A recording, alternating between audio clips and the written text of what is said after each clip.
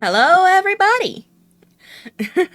So, I just got my new computer set up, so things might be a little bit janky to start with. I'm trying some new things, doing some new stuff, but today we are going to go into part 2 of our making a dark magical girl sort of thing. I've been doing a lot of research, and this is like the preliminary planning stage where we go in and really get an idea of what kind of character we want to create. Now, I already went into this with an idea of an archetype that we could use, voted on by my Twitter followers. So that's what we're going to do.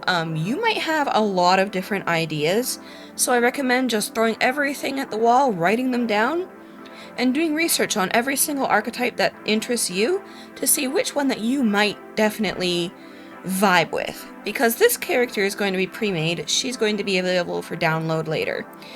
So we're just going to make her according to the archetype.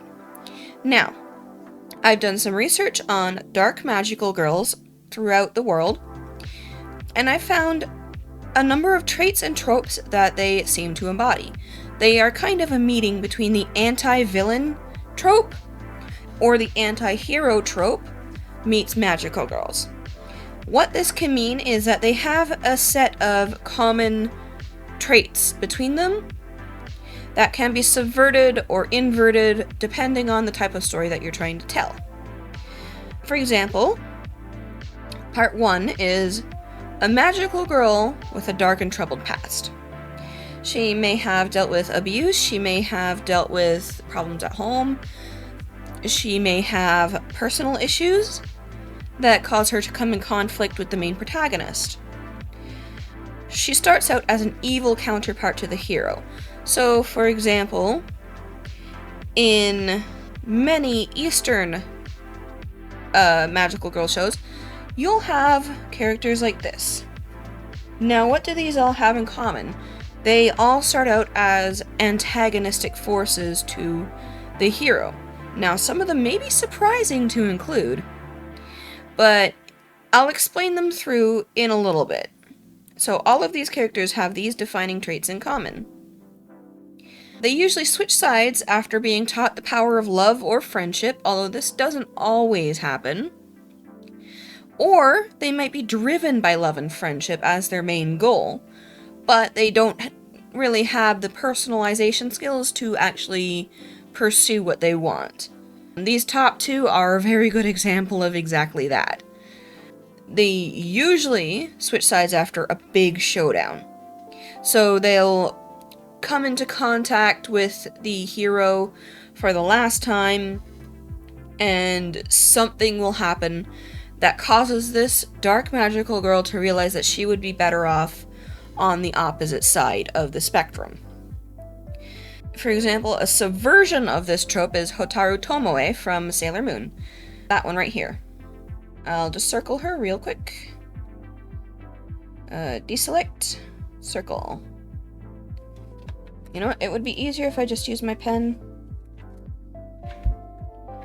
Although my pen is unplugged right now, so we're just going to have to do that. Wow! Really organized me. Okay. So, right there. That is Hotaru Tomoe. She is a pure-hearted soul. She's Sailor Saturn. She would never end the world without orders from the Queen. In this case, Isagi or Queen Serenity. But because she's possessed by Mistress Nine, she's forced to obey the villain, who is also her father, who was abusive to her, even though he didn't feel like he was abusive. Those are interesting traits that they might have. Another subversion is Chikane, or Akane, depending on which sub you're watching, from Kanazuki no Miko. She pretends to be evil to make her girlfriend hate her, so she doesn't have to kill her again, and then she can die in her girlfriend Himiko's place. Because she doesn't want to kill Himiko, she's done that 1,000 times already and been reincarnated every time. She doesn't want Himiko to suffer anymore. She wants Himiko to live a normal life. So she pretends to be evil and does very evil things to try to get Himiko to turn on her.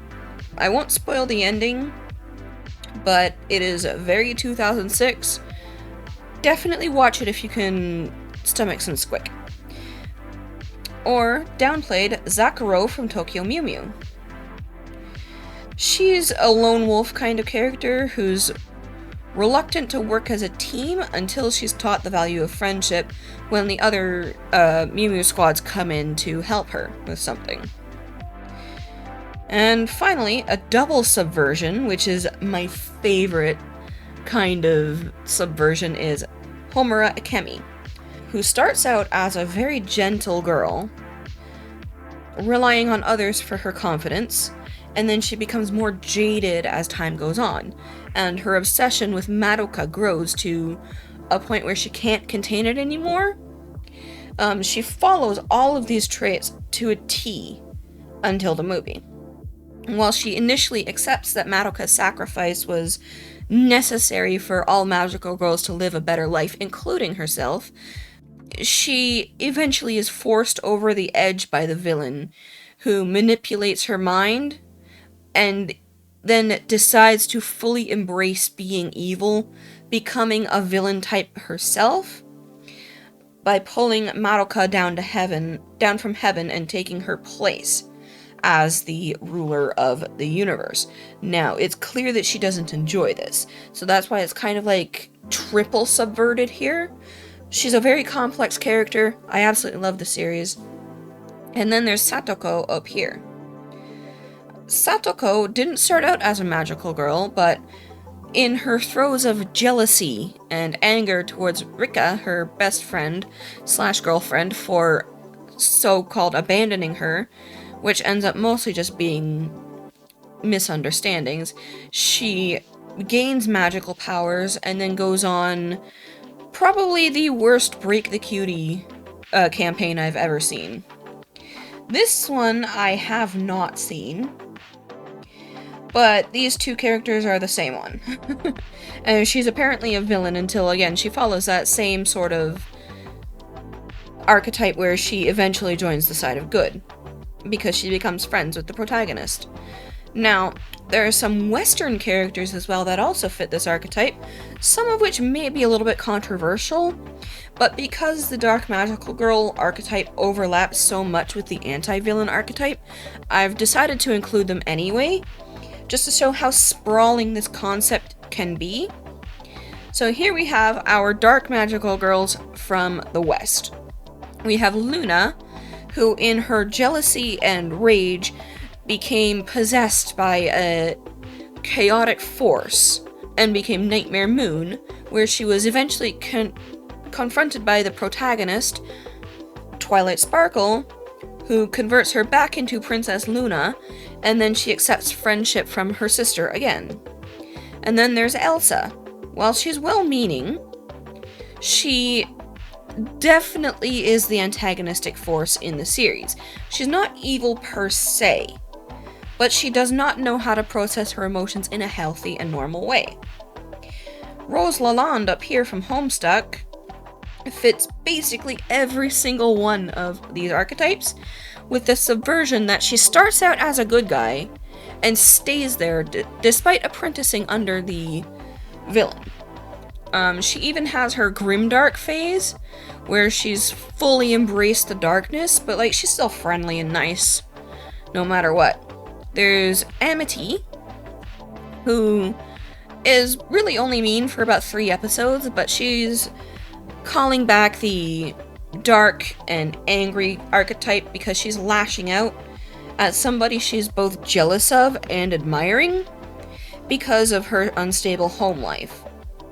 Another example from the same series, The Owl House, would be Hunter, but I did not want to go into details with him because he's kind of spoilerific, but just know, aside from being a guy, he fits this entire trope to an absolute T, even more so than Amity. And then there's Katra, who, she's not so much magical. Well, she is magical in a way. She can speak to animals, she has certain abilities that she can use, but she makes more use of sci-fi equipment, so that's why I'm including her here. She definitely goes down the path of darkness. She apprentices under the villain, she works her way up the ranks, she's always, always, always in conflict with the main character, Adora. So, in that regard, she is extremely, definitely an anti-villain, definitely a dark magical girl. And from this, we can take all of these ideas and put them together, so we can decide what we want to do with our dark magical girl. From here, you just kind of spitball some ideas on what you want to do. And we're back. I got my tablet working. So, let's get into the preliminary stages of planning our dark magical girl. So, I want her to be between the ages of 18 and 20. That way, whoever buys her, if they want to do lewd tubing content, they can. There is really no upper limit as to the mandatory age of a magical girl, because as we can see here, Satoko is an adult by the end of the series. Rue is an adult by the end of the series. She has her own romance arc. Hotaru is an adult by the end of the series as well. There are other magical girls who are older, such as, for example, later on, the protagonist of Magic Knight Rayearth. So I'm not saying girl equals child here. We are not taking that into account. We even get like a future where Cardcaptor Sakura is an adult, and adult sorcerers also show up in that series. So age, no rule. No rules to age. No rules to age. You can do what you want. So let's start out by getting a blanket on the dark magical girl's power. We want something that can be corrupted by the villain of the series, but will also be able to adapt well to a good art, especially if the person who ends up using this character would want to adapt and have like a light magical girl version. Yeah. So, in that regard, I thought of ice, space, and void. I am aware my writing absolutely sucks. Ice would be more offensive. Space would be more traditionally magically.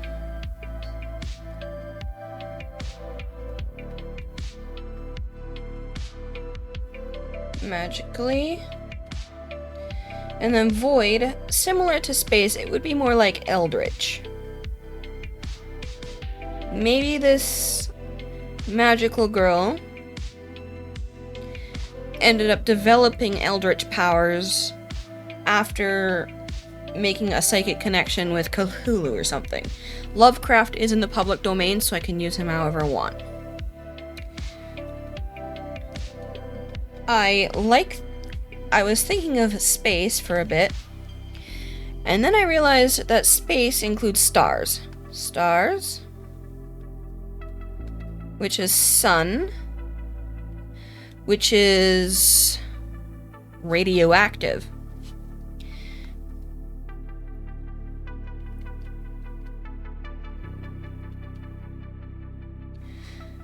And that just caught my eye right there. So if we have a radioactive magical girl, maybe her sun powers were more light before her turn to darkness, and then went into a sort of unstable type as her mental state goes down the hill. In which case, we would use some interesting color palettes for that. Ice, you could do rhyme, which would be undeath. Maybe I've played too much World of Warcraft. So you could do like an undead sort of ice zombie kind of character. Void would be eldritch, meaning nonsense incantations.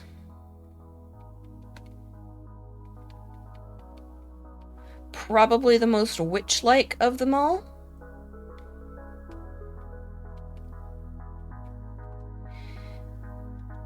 In that regard, we could have a very interesting sort of character. Maybe tentacles?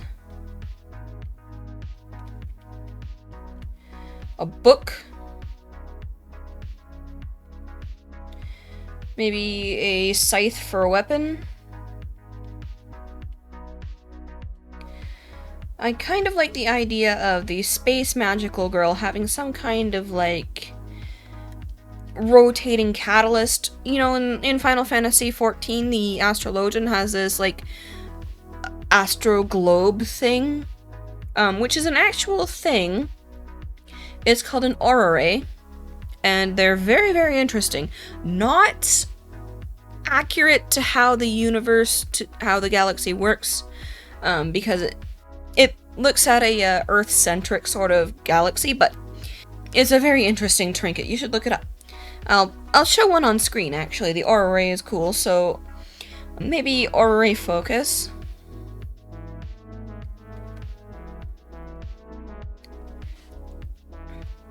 As for the ice powers, I do like the idea of using a scythe for that too, because it sort of rings true with the undead sort of look, but also you could also use a sword.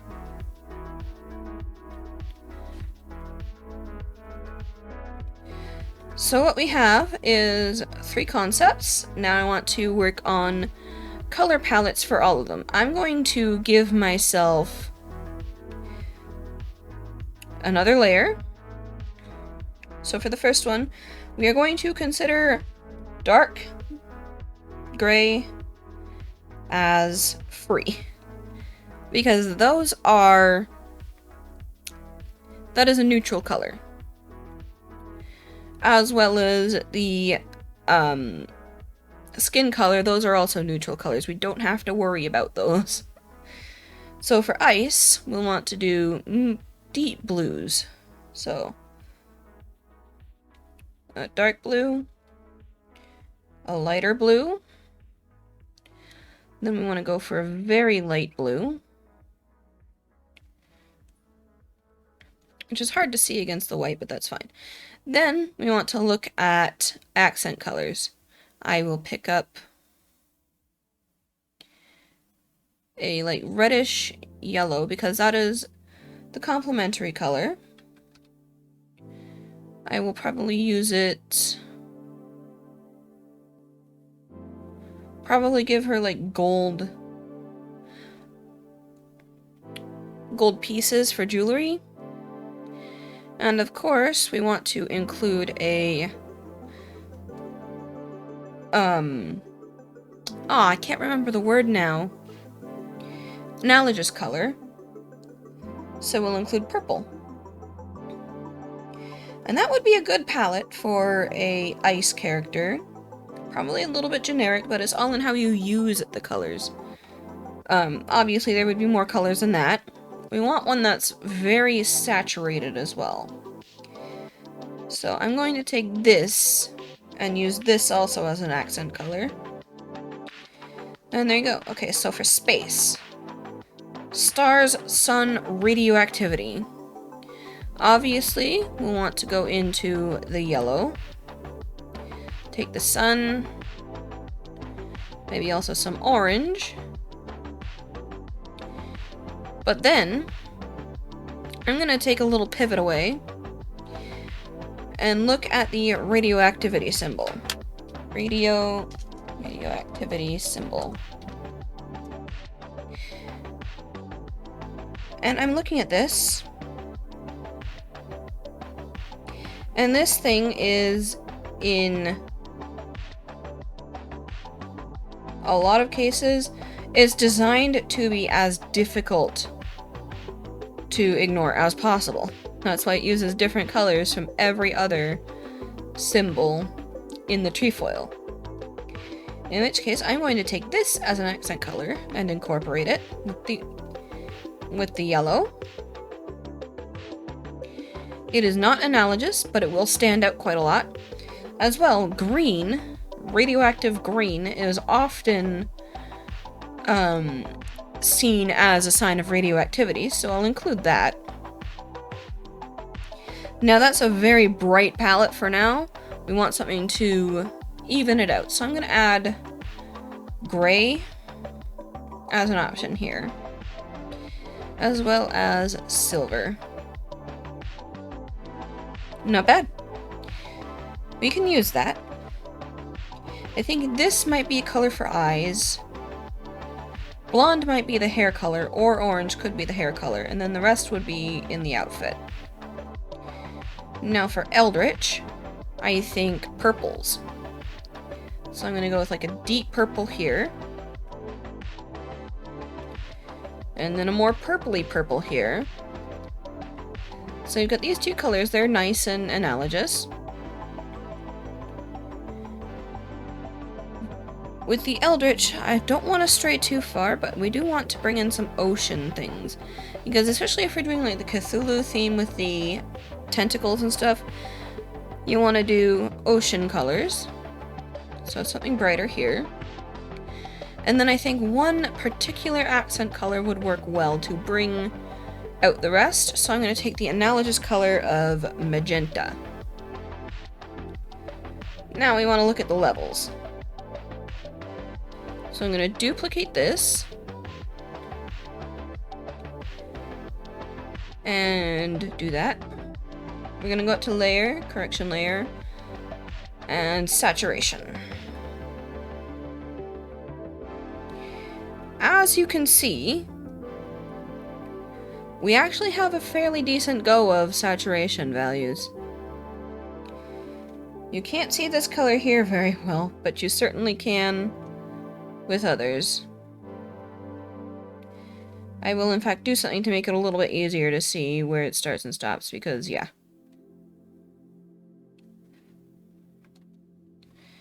So as you can see, this one has quite a few colors that are about the same. In which case, I will adjust the value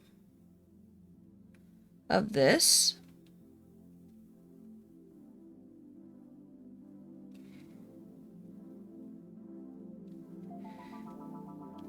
Make it closer to that. And then duplicate.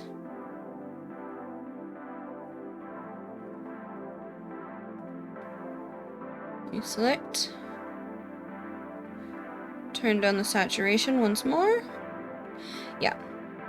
That's much more. That has more values. I think this one has the best area of values. I want to bring in an accent color that's fairly small, so I'll do silver for that. I think silver would stand out because we want a metallic color in all of them somewhere. In fact, I'm even going to add silver to here. In which case, let's check the values again.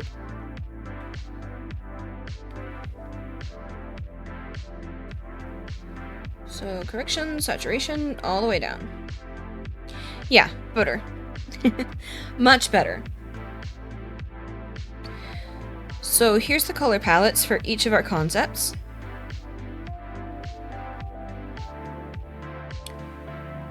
And as a result, we've got a pretty good basis to work with for our Dark Magical Girl. So next time we meet, I am going to set up a sketch, and we are going to sketch out some of these ideas, and then from there we will refine further and decide which one that we want to go with. So please look forward to it next time. Thank you for tuning in. I'm sorry this was kind of low budget and rushed out. I had a lot more trouble getting my computer working than I thought. But if you're excited for this and want to see more about the fundamentals of character design and how characters are actually designed, please consider subscribing to the channel. I talk about VTubing, tech, books, all sorts of stuff. And yeah. Take care, little ones. Until next time. Bye.